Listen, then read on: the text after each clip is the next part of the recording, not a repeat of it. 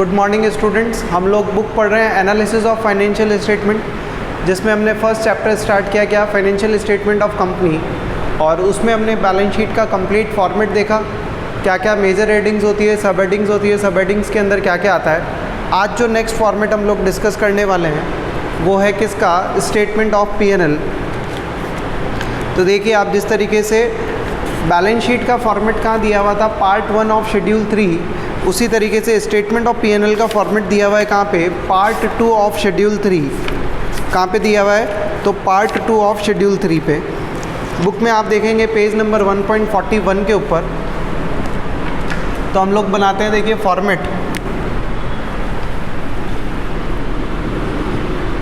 इसको बोलते हैं क्या, स्टेटमेंट ऑफ प्रॉफिट और लॉस। स्टेटमेंट ऑफ प्रॉफिट और loss for the year ended,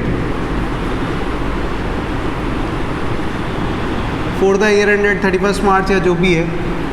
schedule कहाँ, इसका फॉर्मेट कहाँ पे दिया हुआ है आपको, तो part 2 of schedule 3 of companies act 2013। ये चीज़ आप याद रखना, इसका फॉर्मेट आपको कहाँ दिया हुआ है, पार्ट 2 ऑफ शेड्यूल 3 में।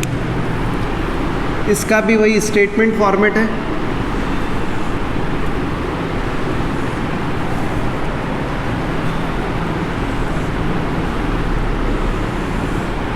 फॉर्मेट क्या रहेगा, particulars, note number, current year के फिगर्स और प्रीवियस ईयर के फिगर्स। सबसे फर्स्ट जो है वो है इसमें revenue from operations.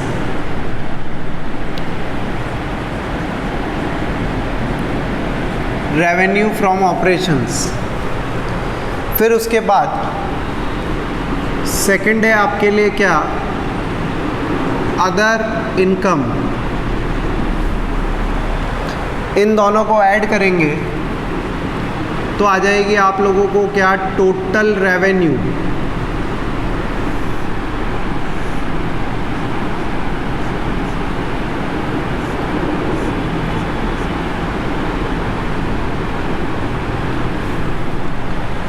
Revenue from operation और अदर इनकम को ऐड करेंगे तो क्या आ जाएगी हमारे पास, टोटल रेवेन्यू। इसको पॉइंट नंबर 3 नाम दिया इन्होंने। पॉइंट नंबर 4 में हम लोग लिख रहे हैं क्या, एक्सपेंसेस। जितने भी एक्सपेंसेस हैं, तो सबसे पहला एक्सपेंसेस इन्होंने दिया है क्या, cost of material consumed. Cost of material consume. पहले फॉर्मेट डिस्कस करते हैं हम लोग पूरा, और फिर एक एक आइटम्स को डिस्कस करेंगे कि किसमें क्या क्या चीज़ें आती है। सेकंड दिया हुआ है आपको क्या, purchase of stock in trade. Purchase of stock in trade. फिर नेक्स्ट पॉइंट है आपका क्या, changes in inventory. Changes in inventories. और इन्वेंट्रीज में फिनिश गुड्स वगैरह सब कुछ आता है, हम लोगों ने डिस्कस किया है ये। फिर एम्प्लॉयज बेनिफिट एक्सपेंसेस। उसके बाद finance cost, depreciation and amortisation.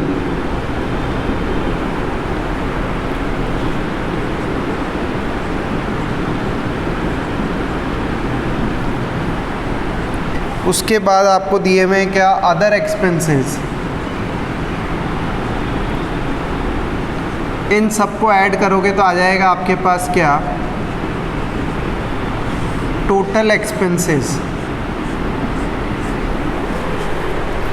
अब पॉइंट नंबर 5 में आप लोग क्या निकालेंगे, तो profit before tax profit before tax कैसे, फोर्थ जो आइटम की टोटल है और थर्ड जो आइटम की टोटल है उसको माइनस करेंगे, थर्ड माइनस फोर्थ, ये आ जाएगा आपको प्रॉफिट बिफोर टैक्स। इसमें से माइनस कर देंगे क्या हम लोग, तो टैक्स माइनस कर देंगे, लेस टैक्स,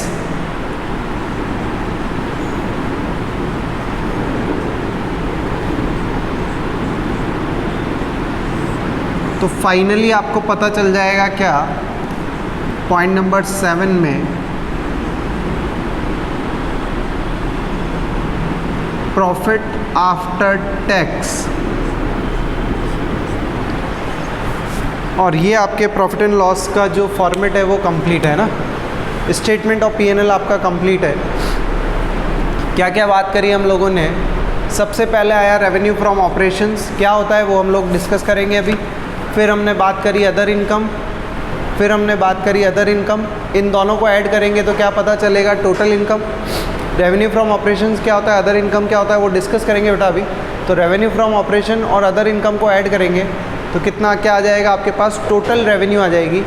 उसमें से क्या करने हैं आपको, एक्सपेंसेस माइनस कर रहे हैं, और एक्सपेंसेस को कुछ इन पार्ट में कैटेगराइज किया है, किसके अंदर क्या क्या चीज़ें आती है वो भी हम लोग डिस्कस करेंगे अभी।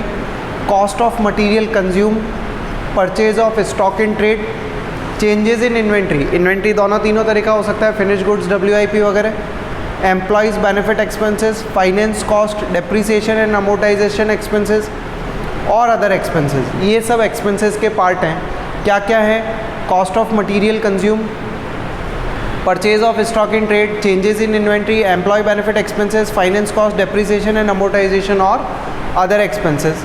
तो आपको पता चलेगा क्या, total expenses. Profit before tax कैसे निकालेंगे, total revenue minus total expenses, total revenue में से टोटल एक्सपेंसेस माइनस करेंगे तो पता क्या चलेगा हमको, प्रॉफिट बिफोर टैक्स, उसमें से टैक्स माइनस कर देंगे आप लोग तो आपको पता चल जाएगा क्या, प्रॉफिट आफ्टर टैक्स। तो क्या पता चलेगा आपको, प्रॉफिट आफ्टर टैक्स। ये आपका कंप्लीट फॉर्मेट है ना। एक बार फिर से हम लोग देखते हैं और फिर इसको डिटेल डिस्कस करते हैं। सबसे पहले रेवेन्यू फ्रॉम ऑपरेशंस, फिर अदर इनकम, दोनों को ऐड करेंगे तो टोटल रेवेन्यू, फिर एक्सपेंसेस लिखेंगे जिसमें सबसे पहले cost of material consume, purchase of stock in trade, changes in inventory, उसके बाद employees benefit expenses, finance cost, depreciation and amortisation, other expenses, total revenue minus total expenses, profit before tax minus tax, profit after tax, और ये complete format आपका clear. तो format हम लोगों ने complete किया।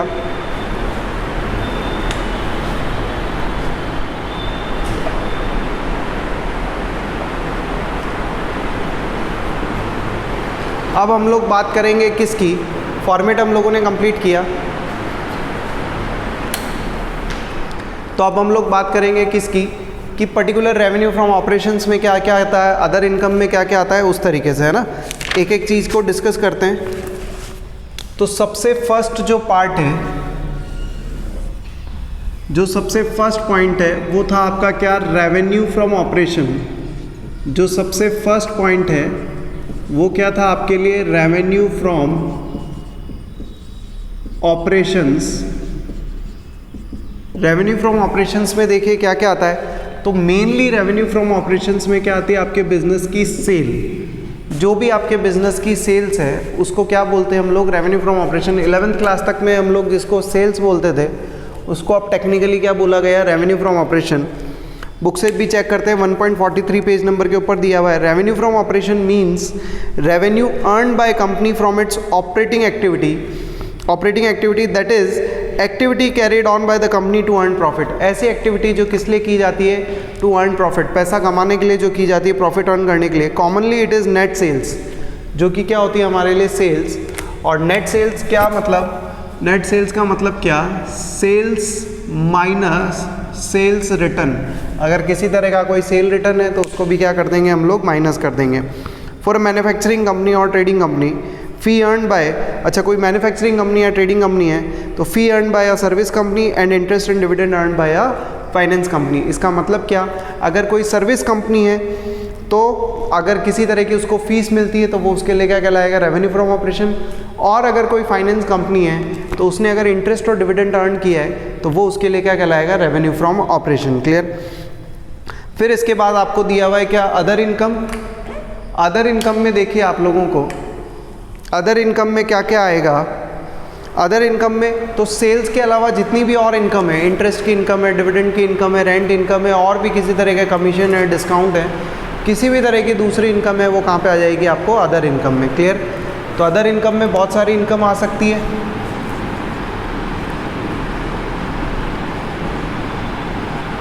अदर इनकम में क्या क्या आएगा, इंटरेस्ट आ सकता है, डिविडेंड आ सकता है, आपको रेंट अगर रिसीव हुआ है तो वो आएगा, फिर इसके अलावा कमीशन रिसीव हुआ है या डिस्काउंट रिसीव हुआ है,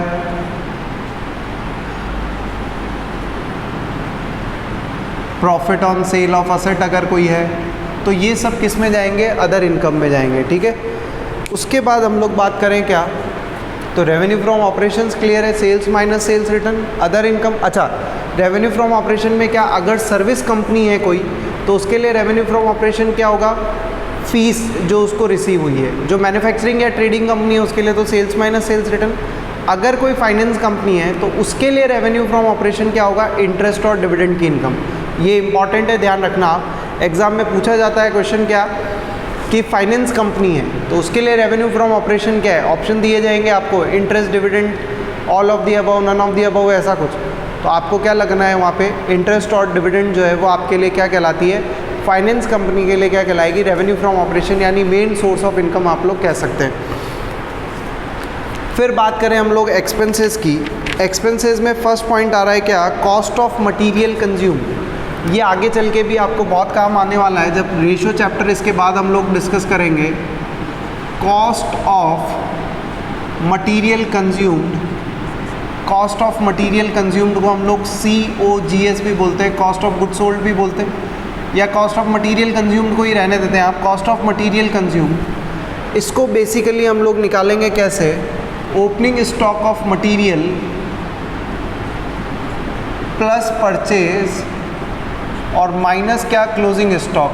तो कॉस्ट ऑफ गुड सोल्ड का भी फार्मूला यही होता है, पर ठीक है हम लोग इसको कॉस्ट ऑफ गुड सोल्ड यहाँ पे नहीं लिख रहे हैं, हम लोग इसको तो क्या लिख रहे हैं, कॉस्ट ऑफ मटेरियल कंज्यूम ही लिख रहे हैं। फार्मूला दोनों में ऑलमोस्ट सिमिलर होता है, वहाँ पे डायरेक्ट एक्सपेंसेस भी आते हैं पर यहाँ पे नहीं है। तो कॉस्ट ऑफ मटेरियल कंज्यूमर आपको लोग कैसे निकालेंगे, opening stock of raw material plus purchase of raw material minus closing stock of raw material. ये इंपॉर्टेंट है, ध्यान रखना। मैंने क्या बोला, cost of material consume, opening stock of raw material plus purchase of raw material minus closing stock of raw material. Book से check करते हैं, पेज नंबर 145 के ऊपर दिया हुआ है, cost of material consumed is the first entry और line in item in the expenses part of the statement of P&L. The term materials means raw material and other material used in manufacturing concerns. तो ये manufacturing अगर units है तो वहाँ पे ये head बनता है क्या, कॉस्ट ऑफ मटेरियल कंज्यूम्ड का। Cost of raw material other than and other raw materials, thus it is opening stock plus purchase of raw material minus closing stock of raw material. तो manufacturing units अगर हैं तो वहाँ पे काम आता है क्या, कॉस्ट ऑफ मटेरियल कंज्यूम। किससे रिलेटेड है, तो रॉ मटेरियल से रिलेटेड है। आगे बात करते हैं हम लोग। इसके बाद नेक्स्ट क्या दिया हुआ है आपको, purchase of stock in trade. जो ट्रेडिंग कंसर्न्स हैं उसके लिए ये काम आता है। क्या है, purchase of stock in trade, purchase of stock in trade. Purchase of stock in trade है तो क्या, स्टॉक आपने खरीदा है, लेकिन ये जो वर्ड है वो यूज़ हो रहा है किसके लिए, नॉर्मली जो ट्रेडिंग कंसर्न्स हैं उनके लिए। चेक करते हैं हम लोग, purchase of stock in trade means goods purchase for reselling. तो रीसेलिंग का काम कौन करता है, जनरली जो ट्रेडर्स होते हैं, जो होलसेलर्स होते हैं वो लोग। If the company carries out further processing on the goods purchase then they do not remain in stock in trade but they come in कहाँ पे, कॉस्ट ऑफ मटीरियल कंज्यूम्ड में। क्लियर है। तो अगर मैन्युफैक्चरिंग कंसर्न है और raw material खरीद रहे हैं तो कॉस्ट ऑफ मटेरियल कंज्यूम, और नॉर्मल ट्रेडिंग कंसर्न है, होलसेलर्स हैं, तो उनके लिए कौन सा हेड काम में आएगा, purchase of stock in trade. ऐसा गुड्स जो आप किसके लिए खरीद रहे हैं, रीसेल करने के लिए खरीद रहे हैं, तो purchase of stock in trade, traders के लिए। ठीक है। तो ये चीज़ आप ध्यान रखना। फिर चेंजेस इन इन्वेंट्री, नेक्स्ट जो पॉइंट दिया हुआ है आपको वो क्या दिया हुआ है, changes in inventory.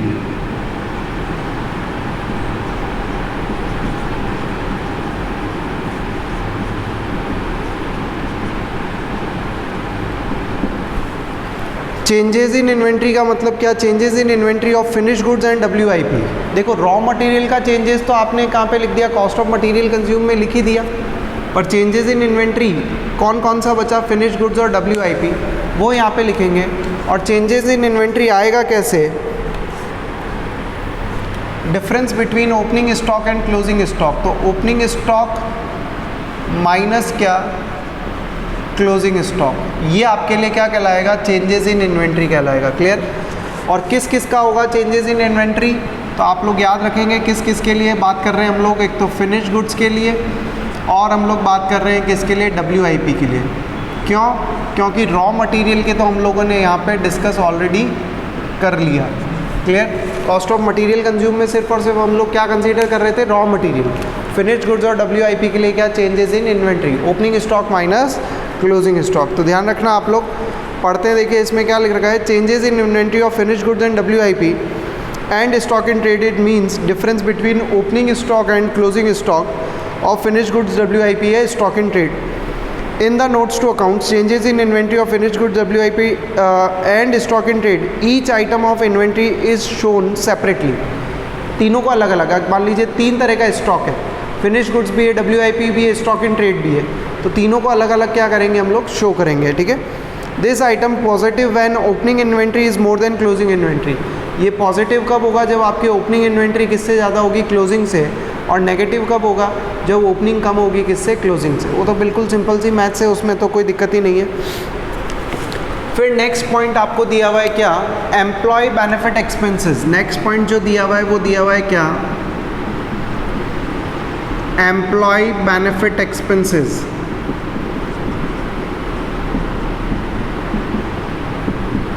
Employee benefit expenses का मतलब क्या, एम्प्लॉयज़ को, आपके वर्कर्स को जिस भी तरह का आप लोग पेमेंट करते हैं वो सब किस में आएगा, एम्प्लॉय बेनिफिट एक्सपेंसेस में। जैसे सैलरी का पेमेंट करते हैं आप लोग, वर्कर्स को लेबर का पेमेंट करते हैं जिसको नॉर्मली हम लोग वेजेस भी बोलते हैं, और भी किसी तरह के कमीशन दे रहे हैं आप लोग उनको, या मान लीजिए बोनस दे रहे हैं, और भी किसी तरह के बेनिफिट्स टू एम्प्लॉयज़। कोई भी आपका एम्प्लॉय हो सकता है, मैनेजर है, वर्कर है, डायरेक्टर्स हैं, तो ये सब एक्चुअली आपके क्या कहलाते हैं, एम्प्लॉयज़ कहलाते हैं। तो उनको किसी भी तरह का अगर पेमेंट होता है तो वो कहाँ पे जाएगा, एम्प्लॉय बेनिफिट एक्सपेंसेस में। Employee benefit expenses means payment made to and for the benefit of employees, for example wages, salary, bonus, leave encashment, staff welfare etcetera. तो बहुत तरह के पेमेंट्स होते हैं, वो सब किस में जाएंगे, एम्प्लॉयज़ को कुल मिला के किसी भी तरह का अगर पेमेंट आपने किया है तो कहाँ पे लिखेंगे हम लोग, एम्प्लॉय बेनिफिट एक्सपेंसेस में। क्लियर है। फिर नेक्स्ट एम्प्लॉय बेनिफिट एक्सपेंसेस के बाद नेक्स्ट आपको दिया हुआ है क्या,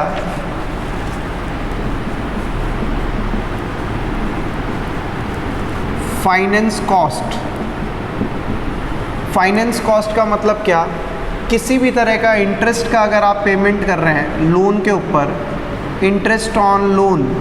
अब किसी भी तरह का लोन हो सकता है, फ्रेंड से आपने लिया है, बैंक से लिया है, रिलेटिव से लिया है, कहीं से भी अगर आपने लोन लिया है नॉर्मली, तो वो क्या कहलाता है आपके लिए, फाइनेंस कॉस्ट। देखिए हम लोग डिस्कस करते हैं इसमें, finance cost means cost incurred by the company on the borrowings. Borrowings यानी जो भी लोन लिया है, that is loan taken by the company. It therefore includes interest paid on borrowings from bank and from others, जो भी हैं। Finance cost also include expenses incurred for the borrowing such as law. ये important है, interest on loan तो यही है, फिर इसके बाद लोन प्रोसेसिंग फ़ीस वगैरह जो लगती है, लोन प्रोसेसिंग फ़ीस भी किसका पार्ट माना जाता है, फाइनेंस कॉस्ट का। इसके अलावा एक दो एग्जांपल्स और दिए हुए हैं आपको, वो इम्पॉर्टेंट है, आप याद रखना। Discount on issue of debenture, discount on issue of debenture क्या होगा, ये हम लोग जब कंपनी वाला चैप्टर पढ़ेंगे टर्म 2 में तब आएगा। Premium payable on redemption, premium on redemption of debenture, तो ये सब भी जो है वो क्या कहलाते हैं आप लोगों के लिए, फाइनेंस कॉस्ट कहलाते हैं। तो मेनली फाइनेंस कॉस्ट तो क्या है, इंटरेस्ट, किसी भी तरह का लोन अगर आपने लिया है, टर्म लोन है या और भी कोई लोन है, बैंक लोन है, अदर्स किसी से लिया है, तो वो सब इधर। उसके अलावा जो लोन प्रोसेसिंग की फ़ीस लग रही है वो भी आप लोगों के लिए, discount on issue of debenture है, redemption of premium on redemption of debenture है, तो वो भी सब क्या माना जाता है आपका पार्ट ऑफ फाइनेंस कॉस्ट। फिर डिप्रिसिएशन, ये तो आप लोग बहुत अच्छे से समझते भी हैं। डेप्रिसिएशन यूज़ होता है किसके लिए, नॉर्मली फिक्स असेट्स के लिए, और अमोर्टाइजेशन वर्ड यूज़ होता है किसके लिए, नॉर्मली इनटेंजिबल असेट्स के लिए। तो अगर मैं इसको भी स्पेसिफाइड करूं तो डेप्रिसिएशन हम लोग नॉर्मली किसके लिए यूज़ करते हैं, टेंजिबल असेट्स के लिए,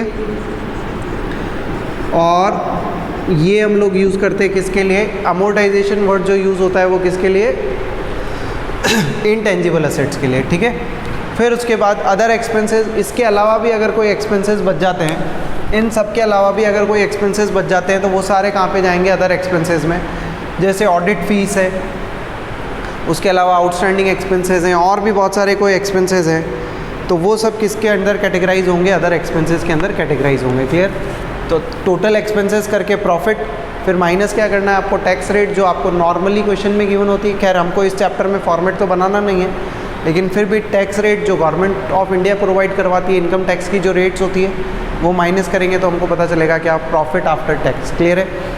तो ये फॉर्मेट हमने डिस्कस किया किसका, प्रॉफिट एंड लॉस अकाउंट के लिए। Sorry, profit and loss account नहीं बोलते हैं यहाँ पे बोलते हैं हम लोग क्या, statement of profit and loss, जिसका फॉर्मेट आपको कहाँ दिया हुआ है, पार्ट 2 ऑफ शेड्यूल 3 में दिया हुआ है। क्या फॉर्मेट है, statement of profit and loss for the year ended, जिस भी दिन ईयर एंड हो रहा है, particulars, note number, current year और प्रीवियस ईयर। सबसे पहले रेवेन्यू फ्रॉम ऑपरेशन, जिसका मतलब क्या, sales minus sales return. Finance company के लिए रेवेन्यू फ्रॉम ऑपरेशन क्या, इंटरेस्ट और डिविडेंड, और सर्विस कंपनी के लिए रेवेन्यू फ्रॉम ऑपरेशन क्या, फीस जो उनको रिसीव हो रही है। अदर इनकम में इसके अलावा जो भी कोई इनकम होती है वो सब अदर इनकम। फिर आपकी टोटल रेवेन्यू। फिर एक्सपेंसेस में सबसे पहले कॉस्ट ऑफ मटेरियल कंज्यूम, किसके लिए यूज़ हो रहा है ये word, cost of material consume, जो मैन्युफैक्चरिंग कंसर्न्स हैं उनमें जो रॉ मटेरियल या अदर मटेरियल यूज़ हो रहा है उसके लिए क्या फार्मूला है, opening plus purchase minus closing, opening stock of raw material plus purchase of raw material minus closing stock of raw material. फिर purchase of stock in trade, trading और manufacturing, trading और होलसेलर्स जो होते हैं उनके लिए ये यूज़ होता है। जो स्टॉक इन ट्रेड आपने खरीदा है रीसेल करने के लिए वो यहाँ पे आएगा। Changes in inventory, finish goods WIP में अगर किसी तरह का चेंजेस होता है, ओपनिंग माइनस क्लोजिंग, अगर ओपनिंग ज़्यादा है तो पॉजिटिव फिगर, नेगेटिव, और ओपनिंग कम है तो नेगेटिव फिगर। फिर इसी तरीके से एम्प्लॉय बेनिफिट एक्सपेंसेस, एम्प्लॉय को जिस भी तरह का पेमेंट करते हो आप, सैलरी, वेजेस और भी तरह किसी भी तरह का कमीशन, कोई वेलफेयर एक्सपेंसेस है, एम्प्लॉय वेलफेयर एक्सपेंसेस वगैरह, तो वो सब। फाइनेंस कॉस्ट मेनली क्या आता है, इंटरेस्ट ऑन लोन, किसी भी तरह का लोन अगर आपने लिया है अगर उस पर इंटरेस्ट का पेमेंट कर रहे हैं तो फाइनेंस कॉस्ट। उसके अलावा कुछ लोन प्रोसेसिंग फ़ीस लगती है अगर, या मान लीजिए discount on issue of debenture है, premium on redemption of debenture है, तो वो भी किस में जाएगा, तो फाइनेंस कॉस्ट में। फिर उसके बाद डेप्रिसिएशन एंड अमोर्टाइजेशन, डेप्रिसिएशन का वर्ड आप बहुत अच्छे से समझते हैं। डेप्रिसिएशन रिडक्शन और fall in the value of asset. Depreciation tangible word, जो टेंजिबल असेट्स है उसके लिए डेप्रिसिएशन, इनटेंजिबल असेट्स है उसके लिए नॉर्मली क्या यूज़ होता है, अमोर्टाइजेशन। उसके अलावा भी कोई एक्सपेंसेस बचते हैं तो अदर एक्सपेंसेस में। फिर total revenue minus total expenses, तो वो पता चलेगा क्या, प्रॉफिट बिफोर टैक्स, उसमें से टैक्स माइनस कर देंगे तो पता चलेगा क्या, प्रॉफिट आफ्टर टैक्स। ठीक है, ये फॉर्मेट आपका कंप्लीट है। बैलेंस शीट का फॉर्मेट भी हम लोगों ने डिस्कस किया, statement of profit and loss का फॉर्मेट भी हम लोगों ने डिस्कस किया। अब देखिए इस चैप्टर में अगर मैं बात करूँ तो एक क्लास में दिया हुआ है क्या, ऑब्जेक्टिव्स ऑफ कैश फ्लो, एक कैश फ्लो स्टेटमेंट है जो कि सेपरेट चैप्टर हमको पढ़ना ही है। फिर ऑब्जेक्टिव ऑफ फाइनेंशियल स्टेटमेंट दिए हुए, उनसे कोई लेना देना ऐसा है नहीं। फिर essential of financial statement, financial statement के लिए क्या क्या रिक्वायरमेंट है या क्या क्या फीचर्स होने चाहिए वो एक बार देख लेते हैं। फैक्चुअल इन्फॉर्मेशन होनी चाहिए, यानी जो फैक्ट बेस्ड है वही इन्फॉर्मेशन आपको क्या करनी है, फाइनेंशियल स्टेटमेंट के अंदर इनकॉर्पोरेट करनी है। अंडरस्टैंडेबिलिटी होनी चाहिए, इस तरीके से फाइनेंशियल स्टेटमेंट बने होने चाहिए कि कोई भी नॉर्मल पर्सन जो नॉर्मल अकाउंटिंग नॉलेज रखता है या नहीं भी रखता है तो भी उसको पता चले कि किस तरीके से ये बनाए गए हैं, कितना प्रॉफिट है, कितना लॉस है, क्या फाइनेंशियल पोजीशंस हैं। कंपेरेबल होना चाहिए, और नॉर्मली आप ये देखिए कंपेरेबल ही है, करंट ईयर प्रीवियस ईयर, तो कंपेरेबल होना चाहिए। वेरीफिएबल होना चाहिए, अगर आप वेरीफाई करना चाहें तो वेरीफाई भी हो सके। कहाँ से वेरीफाई होगा? ये जो फाइनेंशियल स्टेटमेंट आपने बनाए हैं वो कंपनी के जो books of accounts, journal ledger जो उन लोगों ने बनाए होंगे वहाँ से क्या कर सकें हम लोग? वेरीफाई कर सकें। रेलेवेंट होने चाहिए, एकदम प्रॉपर होने चाहिए, और टाइमलीनेस होने चाहिए कि इनको पढ़ने, देखने, सुनने, समझने और बनाने में बहुत ज़्यादा टाइम ना लगे। क्लियर? पार्टीज़ इंटरेस्टेड इन या users of financial statement, class 11 chapter number 1 में भी हमने पढ़ा था। इंटरनल यूज़र्स और external users, owners, management, employees, ये सब क्या होते हैं आपके internal users. Government, creditors, investors, potential investors, researchers, ये सब आपके कौन होते हैं? एक्सटर्नल यूज़र्स, जो क्लास 11 चैप्टर 1 में हमने पढ़ा था वही सेम चीज़ है यहाँ पे, और इसके अलावा कुछ भी नहीं। क्वेश्चंस पे एक बार स्विच करते हैं हम लोग। तो क्वेश्चंस जो हैं बहुत इजी क्वेश्चंस इसमें से बनते हैं।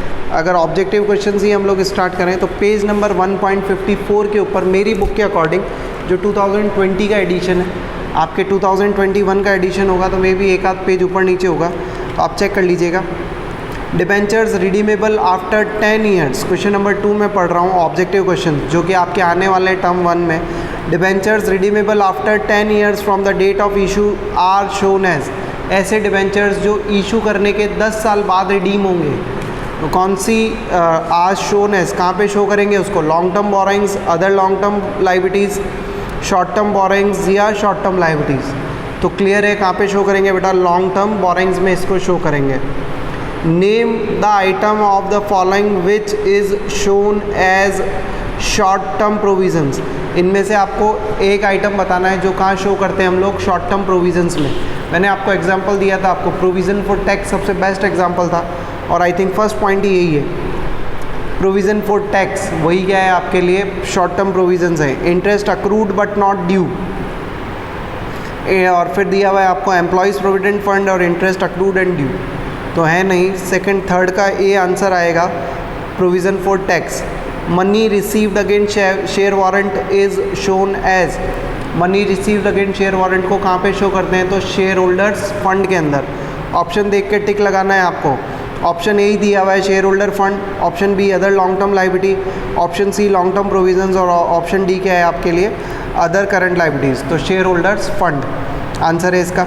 Share application money refundable is shown as, share application money अगर रिफंडेबल है, पेंडिंग अलॉटमेंट होती है तब तो कहाँ पे जाता है? मेजर हेड सेकंड होता है उसमें, लेकिन ये क्या बोल रहा है? रिफंडेबल है, तो इसको शो करते हैं कहाँ पे? अदर करंट लाइबिलिटीज़ में। फोर्थ का आंसर डी होना चाहिए, और आंसर दिए हुए नहीं है क्या?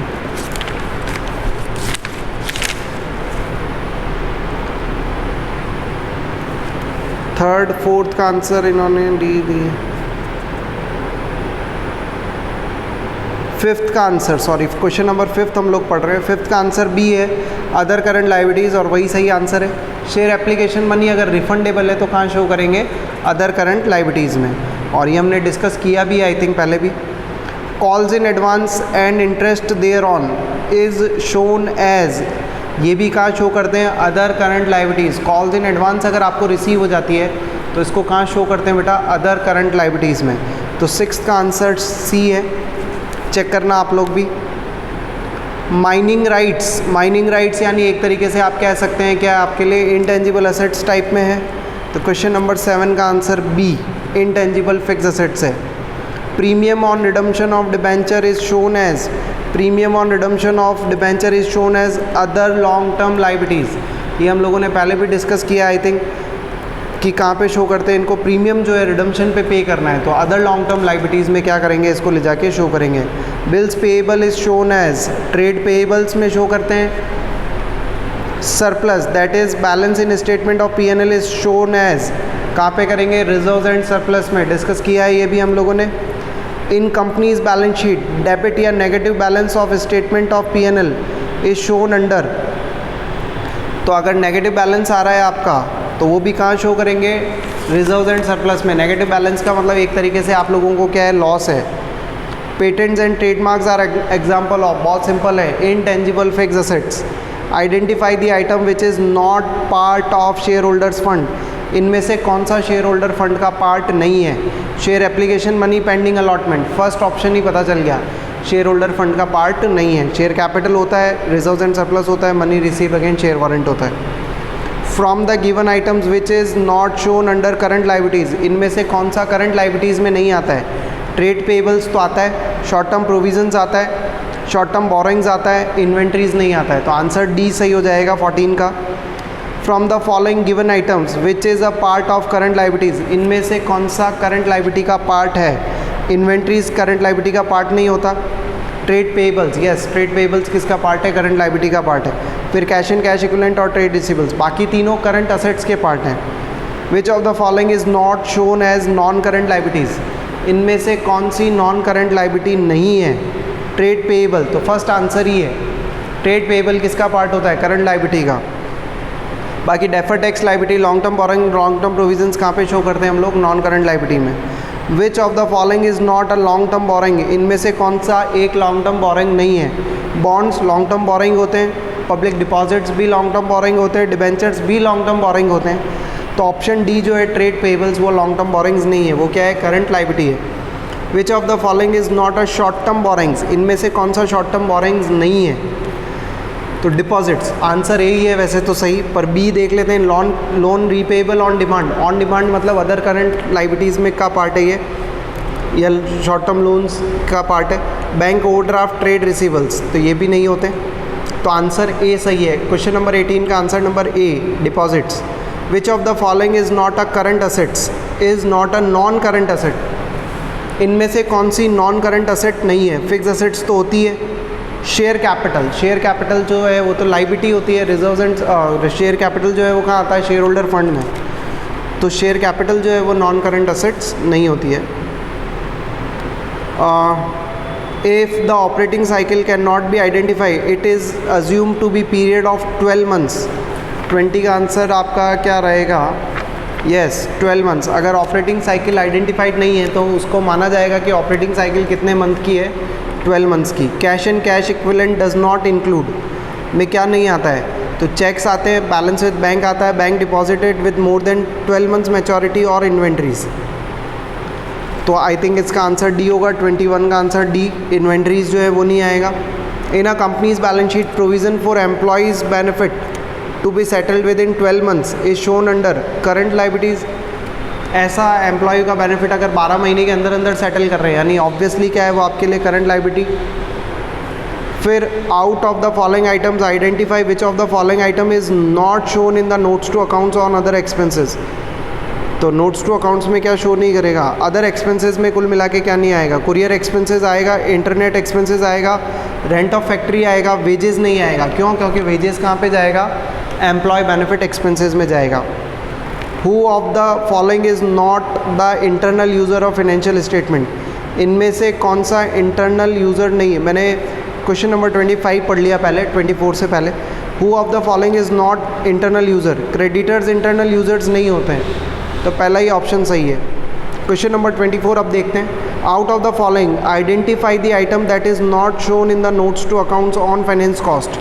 फाइनेंस कॉस्ट में क्या शो नहीं होता है? Interest paid on term loan आएगा, interest paid on bank overdraft आएगा, discount on issue of debenture भी आएगा। ऑप्शन बी जो है बैंक डिपॉजिट, वो नहीं आएगा, ठीक है। फिर विच of the following is not the limitation of financial statement, ये आप लोग देख लेना कि क्या लिमिटेशन नहीं होती है। इसका आंसर दिया हुआ है वैसे डी आंसर कि भाई provide information about profitability of business, तो ये एक लिमिटेशन नहीं है, ये तो हम लोग क्या करते हैं, प्रोवाइड करवाते हैं। तो ऐसा कुछ ऑब्जेक्टिव क्वेश्चंस हैं। इसके बाद वेरी शॉर्ट आंसर भी हैं। एक्सरसाइज आपको दी हुई है वो ज़रूर आप लोग करना।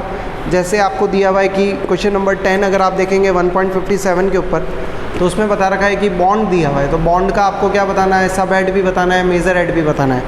फिर आपको पब्लिक डिपॉजिट्स दिए हुए हैं, फिर आपको डिबेंचर्स दिए हुए हैं, कैपिटल रिडम्पशन रिजर्व दिया हुआ है, तो आपको क्या करना है, उनका सब हेड भी बताना है और मेजर हेड भी बताना है। क्लियर? तो उनको यहाँ से आप देखेंगे और पीछे इनके आंसर्स भी आपको गिवन है, तो आप लोग क्रॉस वेरीफाई कर सकते हैं। और अगर किसी तरह का डाउट रहता है तो आप लोग मुझसे पूछ सकते हैं। ऑब्जेक्टिव पैटर्न पे आ रहा है, तो हमने ऑब्जेक्टिव क्वेश्चंस इस चैप्टर के डिस्कस किए। एक्सरसाइज वाले क्वेश्चंस ज़रूर आप लोग करना, तो उससे एक आपको कंसेप्ट क्लियरिटी आएगी कि कौन सा आइटम कहाँ पे आता है। और याद भी हो जाएंगे कि बैलेंस शीट में कौन सा सब हेड है, कौन सा मेजर हेड है, कौन सा आइटम किस सब हेड में, मेजर हेड में आता है। एक्सपेंसेस में अगर हैं तो वो कौन सी कहाँ पे चीज़ें आती है। तो ये छोटी छोटी चीज़ें थ्योरेटिकल चैप्टर है। एक चैप्टर हमने कंप्लीट किया एनालिसिस ऑफ फाइनेंशियल स्टेटमेंट का। थ्योरेटिकल चैप्टर अकाउंटेंसी के अंदर अब है तो है, कुछ कर नहीं सकते, लेकिन प्रैक्टिकली बहुत काम आता है। फॉर्मेट्स वगैरह हैं जो आप लोग आगे चल के अगर प्रिपेयर करते हैं तो आप लोगों को ईजी रहता है कि अगर यहाँ ही से याद रहेगा। क्लियर है? Till then thank you so much. अच्छे से पढ़िए, चैप्टर को याद करिए, जो क्वेश्चंस हम लोगों ने डिस्कस किए वो भी आप लोग करिए। उसके अलावा जो एक्सरसाइज क्वेश्चंस मैंने आपको बताए वो भी आप लोग पढ़िए। किसी भी तरह का कोई डाउट रहे तो आप लोग पूछ सकते हैं। Thank you so much.